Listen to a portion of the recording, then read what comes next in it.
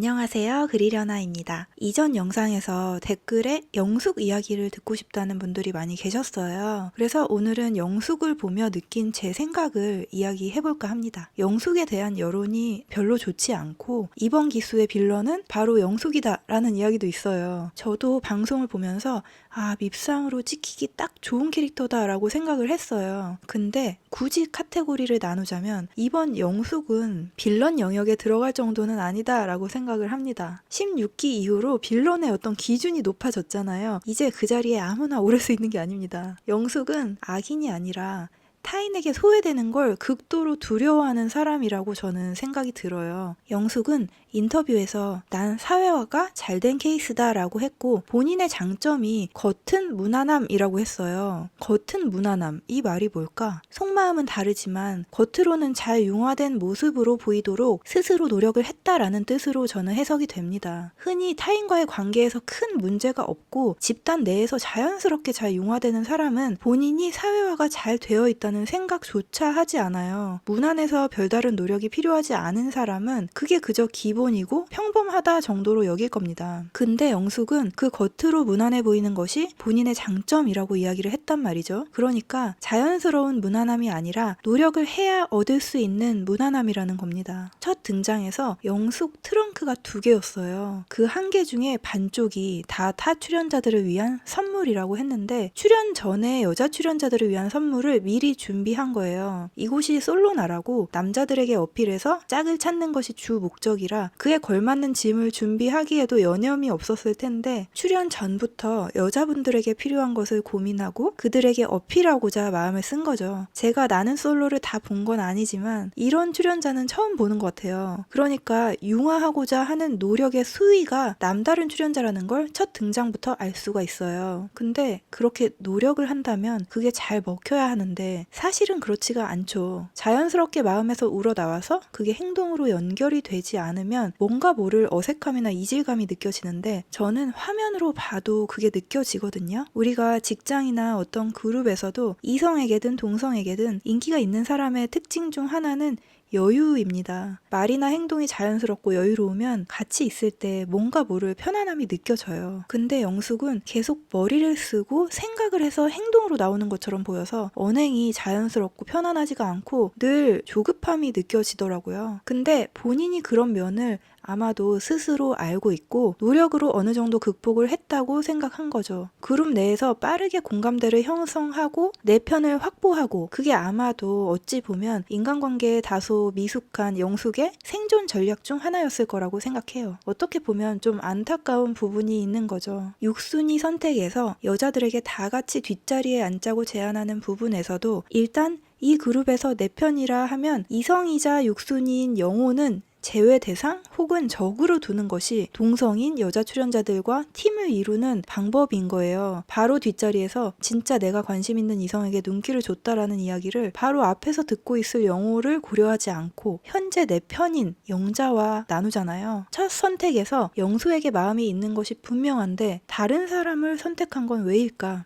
다른 출연자들이 영수에게 몰릴 게 예상이 됐고 다대일 데이트를 하게 될 텐데 일단은 이 여자 출연자들과의 라이벌 구도가 굉장한 부담이 됐을 거예요. 아까 육순위의 남자와 있을 때와는 다른 상황이죠. 여자 출연자들과의 유대감도 중요하고 영수의 마음을 얻는 것도 중요한데 이 둘을 다 해내는 데 있어서 불편하고 자신감이 없는 거예요. 둘 중 하나를 잃을 수도 있다는 불안감이 들었을지도 몰라요. 그렇기 때문에 그 상황을 일단 회피해버리는 겁니다. 그렇다면 왜 하필 상철일까? 아무리 생각해도 접점이 없고 납득이 안 되는데 말이에요. 그건 상철이 한마디로 가장 성격이 온순해 보였기 때문이라고 생각해요. 좀 더 구체적으로 이야기를 하면 다소 눈치가 없고 착해 보이기 때문에 나의 미숙한 행동에도 눈치를 못 채거나 나를 나쁘게 보지 않아서 이 그룹에서의 내 평판에 탈이 나는 일이 없어야 하거든요. 절대 이 행동을 좋게 볼 순 없죠. 이 선택으로 인해서 상철의 마음이 이용당했고 초반부터 방향성을 잃게 되면서 이 귀하고 짧은 시간 내에 전략적으로 이성을 쟁취해야 하는 한 남자에게 어마어마하게 큰 피해를 준 결과를 낳았으니까요. 어쨌든 그렇게 한 선택인데 이 선택을 함으로써 사실 엄청난 걸 잃게 돼요. 누구를 잃었냐 하면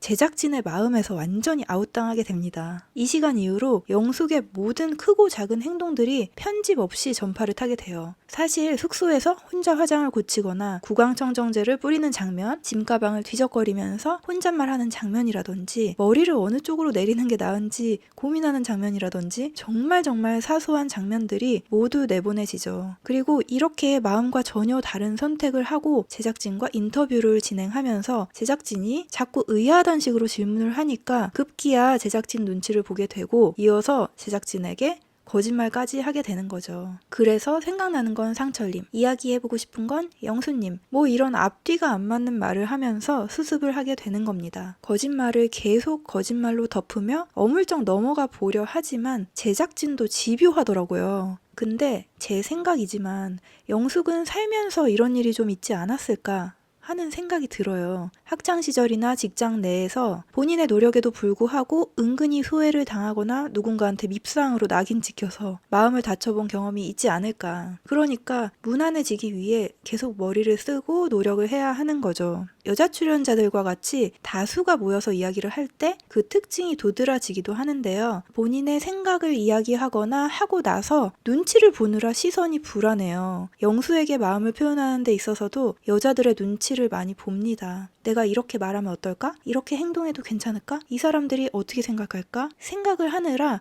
진짜 내 마음에 접근을 못해요. 내가 마음 가는 대로 내가 진짜 원하는 대로 행동을 하기엔 고려해야 할 게 너무 많은 거예요. 실수할까봐 혹은 무언가를 잃을까봐. 근데 그게 생각만큼 영리하게 잘 되지 않으니까 타인의 눈치를 보게 되고 그걸 만회하기 위해 거짓말을 하고 눈에 보이는 선물을 준비하는 노력을 하게 되는 거죠. 종종 말이나 행동에서 미숙하거나 실수처럼 보이는 것도 지금 당장 취하고자 하는 목표에만 초점이 너무 맞춰져서 시야가 좁아지다 보니 맥락 파악이 좀 안 된다고 해야 할까? 예를 들면 인간관계에 능숙하고 사람을 잘 상대하는 사람이 타인을 대할 때 조절 가능한 레벨이 10단계라고 하면 영숙은 5단계 정도 되는 것처럼 예민도가 떨어진다고 표현을 할 수도 있을 것 같아요. 기계에도 조작 버튼이 많고 선택사항이 다양해지면 상황에 따라 출력되는 음량, 색감, 속도 등을 세부적으로 조절을 할 수가 있죠. 근데 버튼이 몇 개 없으면 미세 조절이 불가능해요. 우리가 인간관계를 맺을 때